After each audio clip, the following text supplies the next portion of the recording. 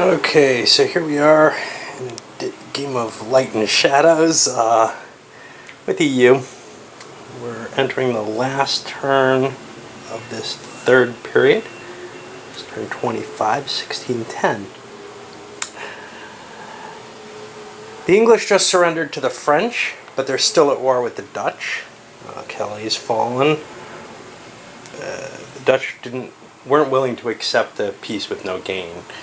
And so now we're in this kind of interesting situation where the Dutch are holding some English territories, but the English have a stronger economy. Let's take a look at what happened with the events in order to get some idea here. First of all, no leaders died, no rulers died. We've got a few here. Netherlands got hit with some looting, thereby putting another privateer or pirate out in front of them. That's not going to help their chances any. But what did help their chances was they got the Dutch East India Company, which threw them 3 merchant ships out here. And right now they're exactly 1 ahead of the English, what with the losses from the war and everything. The English did not get their company, which means they may never get an East India Company. They may not have... Basically, it gives you a couple of trading fleets, but it also gives you a rest of the world bonus. So not having that will hurt the English just on overall colony and trading posts and fleet placement and everything, everywhere really. So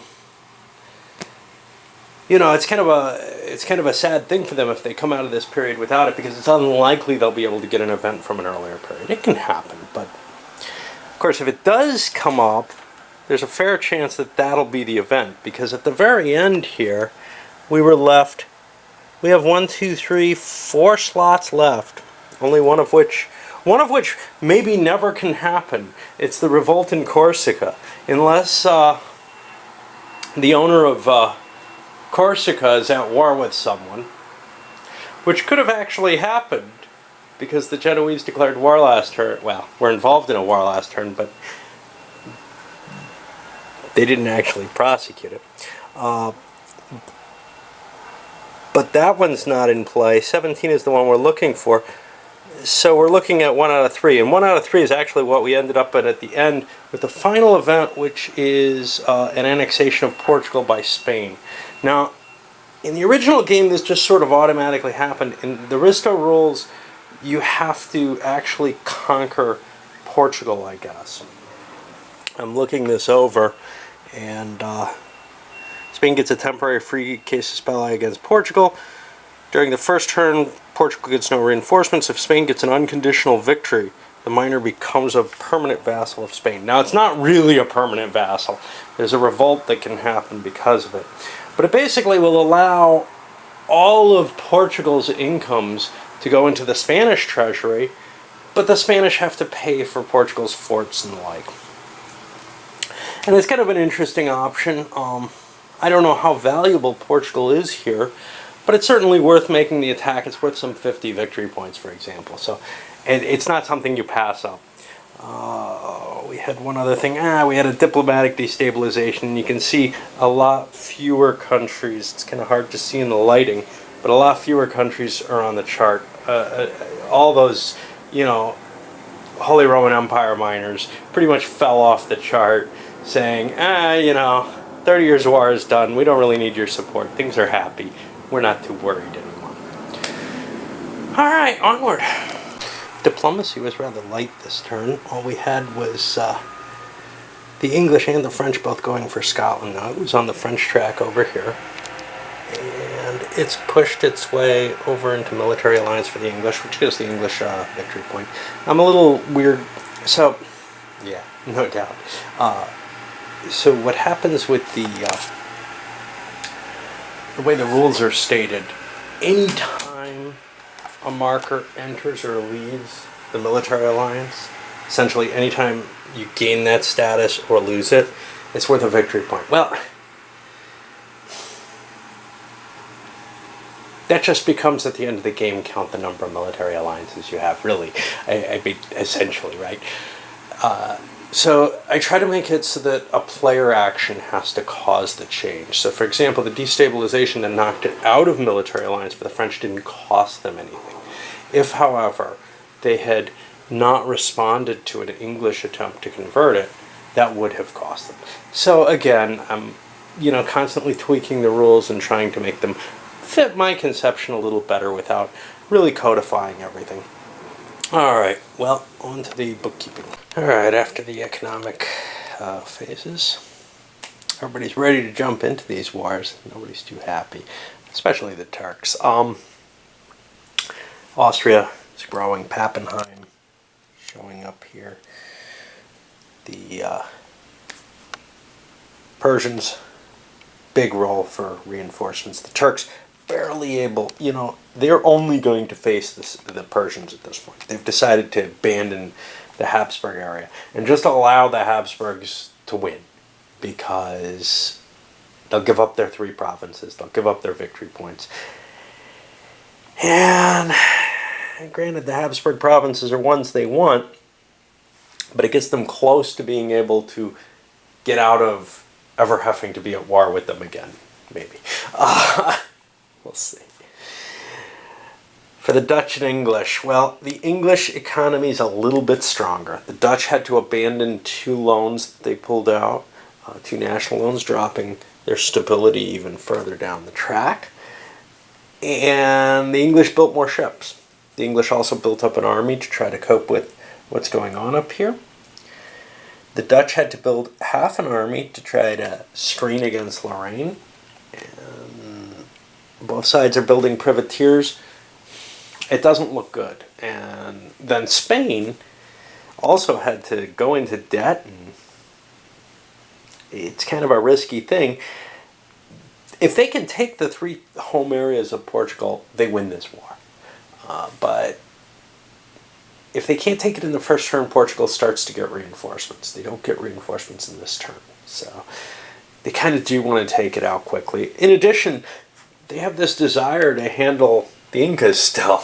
And they have a leader who can do it, perhaps in Valdivia, but they don't want to declare war this turn, because in doing so, although they did all the scouting beforehand, they'd be opening themselves up to possible problems from Portugal. I think those problems are pretty unlikely. Yeah, we'll do the declaration of war on the Incas as well. Alright. It shouldn't be done at this point, it should have been done during the diplomacy phase. Although some of EU 8 actually, I think, covers, hey, you can declare war on these guys, during your action phases, whatever. So, and it kind of makes sense, because you're not really declaring war there. Here, you do actually have to spend for the casus belli. Alright, onward, I guess. Alright, highlights after 1 round. Let's see. Spaniards marched into the Incas. They were successful, and again, they can go into position, maybe take Cusco. If they take it, it becomes a much, much easier process. French down here exploring the Great Lakes. That's actually an area they've already been in. Now they've got to push down. They get points for exploring the Mississippi River Basin. They also might want to establish a colony in the Great Lakes for the furs. Trading posts work as well, but they're less efficient. Trading posts get 2 furs per point. Colonies will absorb all the furs, and they produce more money. So colonizing tends to be a better move in general. But there's a problem. If there's 2 plus side colonies in an area, all the furs are destroyed. Over here, the Dutch and the English. Well, the biggie, the English fleet destroyed the Dutch fleet, which now means that the English privateers are free to go and wherever they like, and they can hunt down the Dutch privateer, which is way back here in the New World. Dutch launched a siege on Londonderry, which really nothing can be done about. The English have to deal, Dudley versus Maurice here, they have to deal with this army in England before they can really justify going off into Ireland. It's too risky to sail your troops around up here. The Dutch will move into place. Just blockading that. Basically, Lorraine is not going to make an attack as long as there's a Dutch army there. The Turks drove the Persians away, and then over here some bad news for the Russians. The Siberian army restarted. It destroyed the hetman's little patrol there, which had been beefed up a little bit, but you know, you're always taking a risk with things like that, which means that the Russian colony there is going to disappear. Alright. Onward. Alright, at the end of the second round, and yes, I've slowed down again, and you know, it's not just the activity here. It brings some real questions as to why I'm gaming anymore, actually, because it almost feels like I'm doing it to share the videos more than anything else. Well, something like this, I know people aren't watching anymore. Yeah, there's 30 or 40 of you who are really interested in it and they're watching them all, but you know. Oh, well. Anyway, such is the cost. What do we have here? Well, the English, having won their naval victory, come over here and started trying to regain their trading post, and eventually they're hoping to take the Dutch one or burn it down in exchange. And both are reasonable options. Burning it down deprives it of the Dutch, but it means you can't take it as a peace option. But getting a peace option might not be available. It could be that the Dutch are unwilling to surrender for a while, so the English might want a white peace.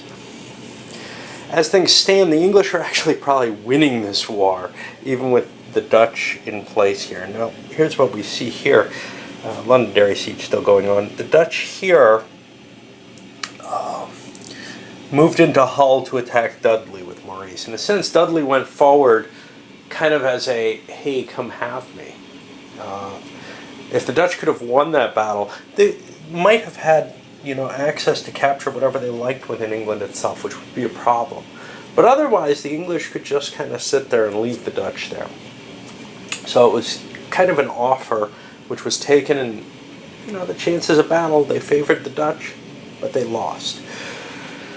The Turks, army destroyed. Quick fight over here. They got the interception. They got the best they could really do. They didn't get all their troops into place.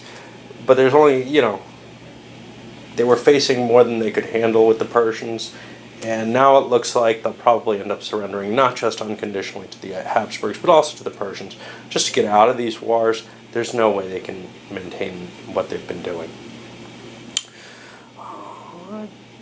Spanish making their moves against the Portuguese, a couple of sieges underway. Okay, well, the turn ends fairly early after the fourth round. This is not good news for Spain more than anyone, probably. No success there. They're going to have to pull out, start over again. English managed to capture this. They were planning on moving over and taking the Dutch trading post. This might be a good time for the Dutch to be considering a white peace if they can get one. There's not much that they'd be able to give to England, and England might be willing to get out of this just to end this period. The problem is the Dutch hold a couple of territories in the English provinces, and you feel like that should give them an advantage. Now they're able to, their foothold, they're able to withstand. Dudley's attacked them a couple of times. His army is destroyed. The question, though, of course, is the Dutch can't get any reinforcements unless they can get a navy into place. And so far, the English have won the naval battle in this turn. Last turn, the French defeated the English after the English wiped out the Dutch. So the Dutch are feeling like maybe they can't really maintain their position there. And to tell you the truth, the total modifiers are pretty low. It's only a +1, which means 1, 2, 3. If the English wanted to really force a formal peace, it would be a peace of level 3 in the English's favor, which, you know, Obviously, that's not, the Dutch aren't going to accept that, but both sides may be interested in a white piece here. Habsburgs continue their push down. We've got Zagreb fell now. Pretty much anything they want, they can have. But it's only 3 provinces. And likewise, we've got situations going on here. Why is it so bad for the Spanish? Well, they didn't take out Portugal in 1 round. That means Portugal is going to get a reinforcement roll next turn. And can actually kind of defend things. 1 round further, and Spinola could have come in and probably destroyed or defeated the Portuguese army at the very least, which would have helped. And if he could have set up a siege, which isn't too unlikely, he's pretty decent, that would remain, then there'd be no Portuguese troops showing up in Portugal. They could still show up down here, which could be a harassment for the Spanish, especially taking on the Incas. But now, well, they're not going to get out of this easily. And I think we're seeing, after Portugal leaves is usually the great wane of Spain. But at this point, Spain's been struggling all game, and you kind of feel like they're just not getting any traction here, having lost all of this and everything. They're becoming almost a minor power at this point. Oh well. Some more thoughts about my slowness in it. So, I don't know how much, because I could generate excitement about a new big game. But I've played this a number of times, and I don't know, maybe some of the luster's worn off. I had a lot of fun with La Grande Guerre. Then again, maybe my mood and everything just wasn't right for it. I don't know. It's hard to tell. Anyway, thus is.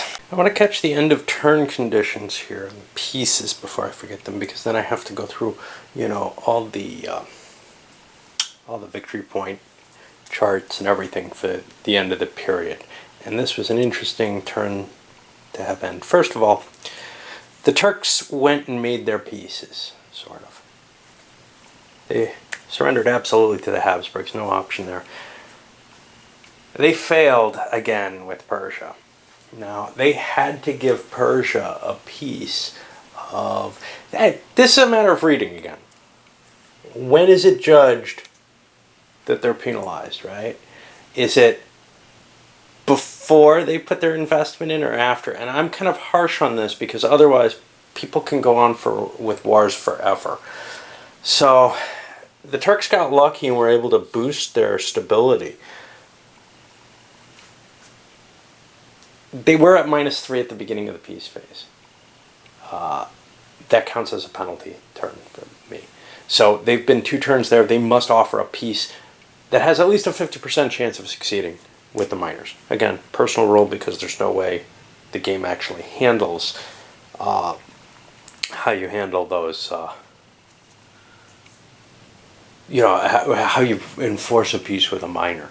Okay, so the roll for that ended up being a piece of level 4. Not quite the ultimate surrender. The Turks decided to go for it. It means a difference of a province, and that seemed worthwhile. They'd lose everything they've gained from the Persians otherwise. Well, they failed, and so the war will continue for another turn into the next period, which isn't too great.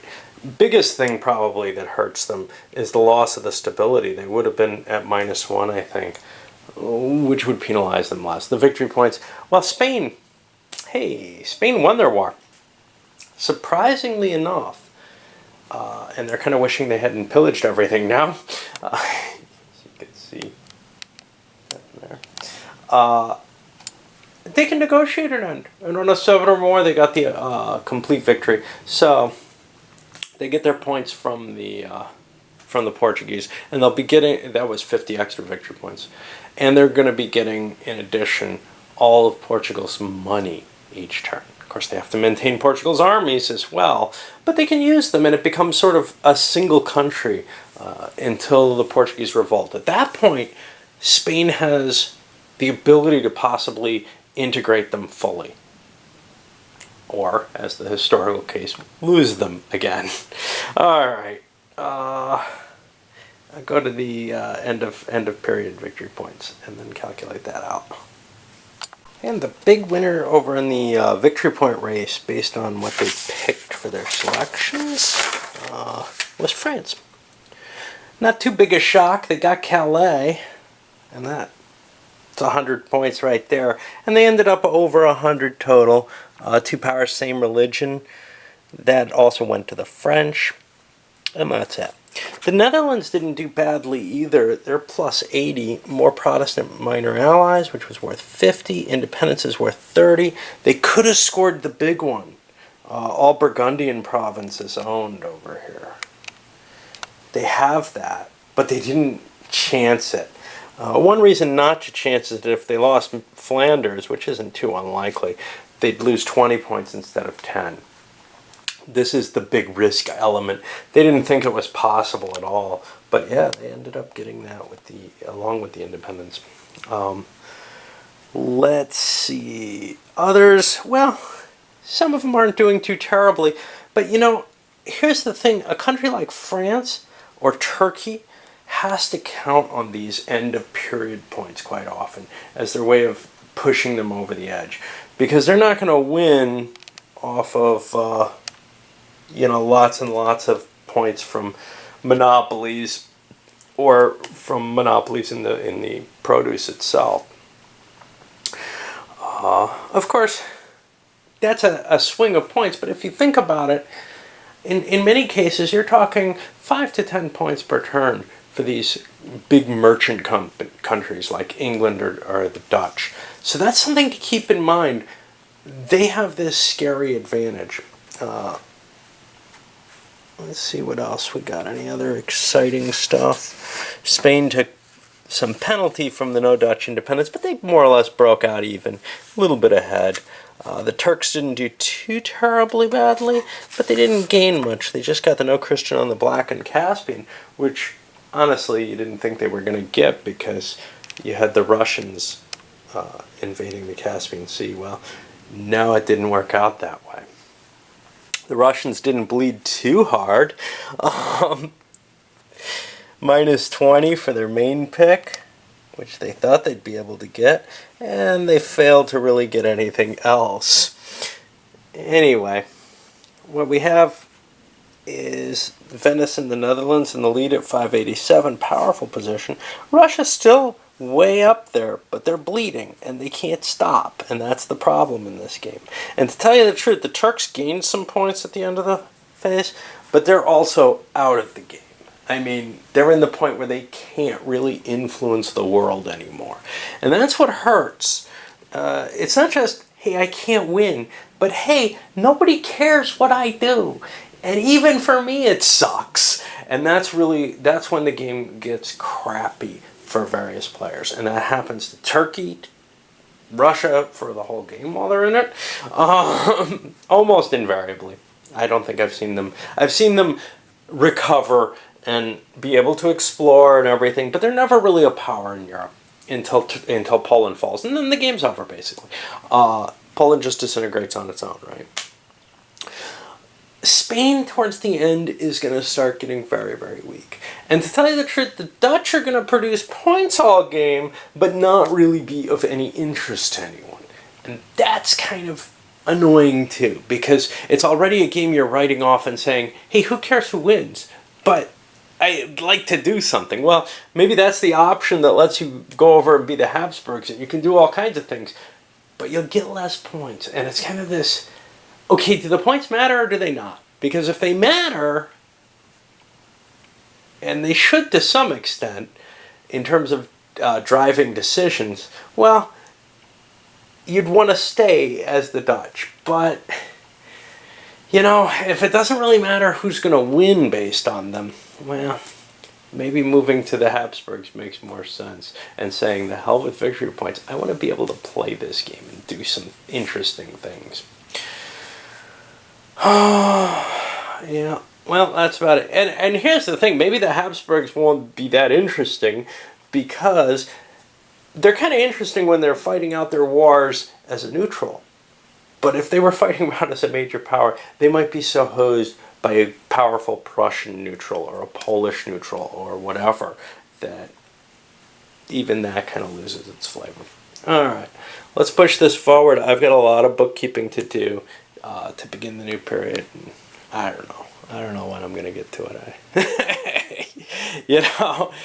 I'm a little over a third of the way through, and I am fatigued by the game. Heavily fatigued. It just is not. It's not kicking it the way it used to for me.